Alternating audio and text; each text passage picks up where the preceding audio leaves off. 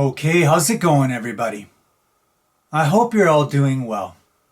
Okay, well, so in today's episode, I thought I'd try to say something about the novel The Great Gatsby, written by F. Scott Fitzgerald, and in particular about one of its central themes, namely money and greed.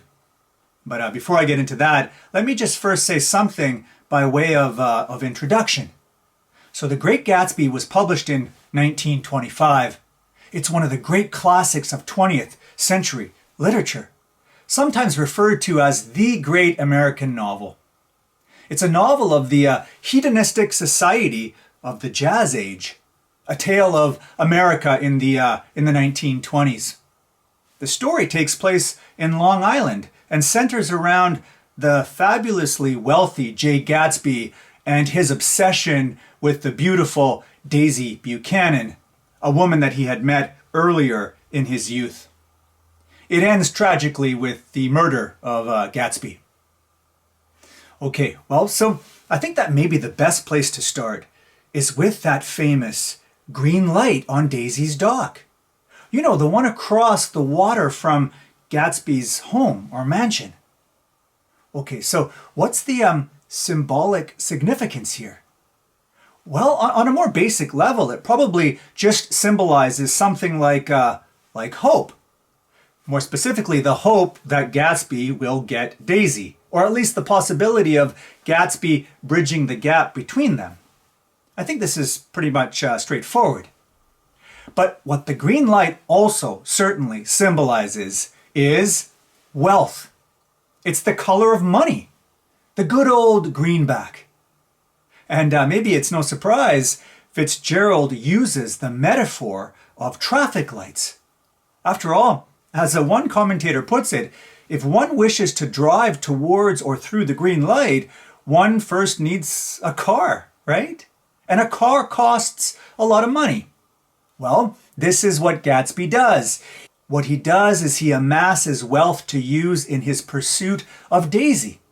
He believes that by enticing Daisy with money, with his grand mansion across from hers, and with his luxurious lifestyle, the kind of thing that she adores, he will cause her to leave her husband and be with him.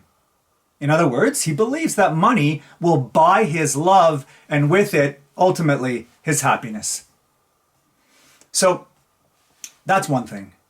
But I think that there's another more important thing that Fitzgerald is hinting at, and that's relevant to what I just said.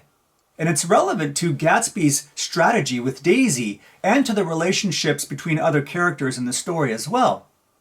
So I think that what Fitzgerald is also suggesting is that to introduce money into the sorts of things that have, by their very nature, little to do with money, like love or relationships, is to end up distorting or corrupting their value, which in turn cheapens our experience of them.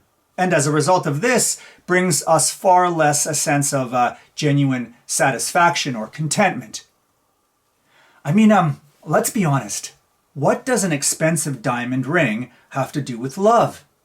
If you're paying for it, it isn't love. And if it isn't love, then you're not going to get the same sense of fulfillment from this degraded form of it as you would from the real thing, right? So again, I think that this is one of Fitzgerald's central motifs, that when money seeps into the infrangible realm of the sacred, it poisons it, and so eventually makes us far less happy than we would have otherwise been. I mean, just ask King Midas, whose touch, of course, turned everything into gold, including his own daughter. Now, obviously, as I've been suggesting, in The Great Gatsby, money is an enormous motivator in the character's motivations and relationships. As we've seen, Gatsby is not only intent on making enough money to win Daisy over, but actually he's in part attracted to her because her voice, as Fitzgerald tells us, was full of money, which of course ends up being his siren song. What's more, Daisy stays with Tom because of the wealthy lifestyle that he brings her. And many others, of course, were attracted to Gatsby only because of his money. And this is made pretty clear when it turns out that as popular as he was, nobody shows up at his funeral. In this story, everything has its price, and money is the assumed key to love and to being loved. And not surprisingly, of course, it's a key that only opens the door to unhappiness. Okay, but I think that the green light also symbolizes something else, which is at even a greater level of generality than money. What it signifies is the nature of desire and pursuit itself. It's the go of the green light. It's the desire for more and the constant pursuit of the pleasurable and the mentality that nothing is ever good enough. After all, we are told that the green light burns through night and day, never ever turning off. Now, this sort of rampant attempt at satisfaction of desire is, I think, in particular a problem when it comes to the pursuit and consumption of luxury goods. I mean, as the philosophers like Plato and Epicurus noticed, many of our not fancy, but natural and necessary needs or desires actually contain within themselves a limit or a ceiling. I mean, think about it. If I'm thirsty for water, say, I drink until I'm full and no more. There's a point at which my desire here reaches completion, reaches its natural end. There is no desire for more, since more cannot give me anything that I do not already have. Such desires, then, have their beginnings and their ends, their natural rhythms and seasons, and they are self-sufficient unto themselves.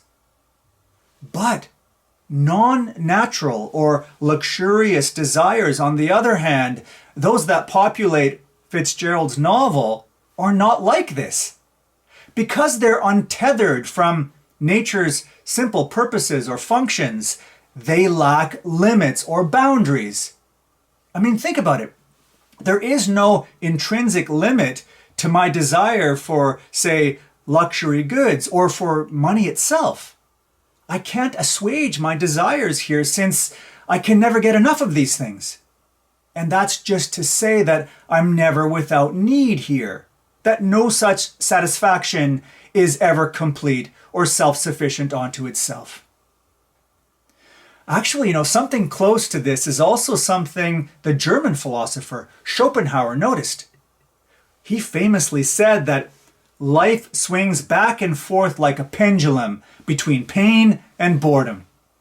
And what he meant by this is that behind every desire is a painful lack of something. And that once we've satisfied our desire, we quickly grow bored and want something new again. And so, think about it. At no point do we arrive at a final and sustained satisfaction. At no point, in other words, do we achieve peace or happiness. Happiness always escapes us. And of course, this is why the green light is always a ways away from Gatsby. And in the place of happiness, instead, all we have is endless, frenzied consumption full of dissatisfaction and remorse. Well, this is the go of Fitzgerald's green light.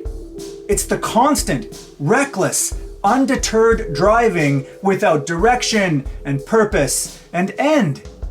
There is no red light here.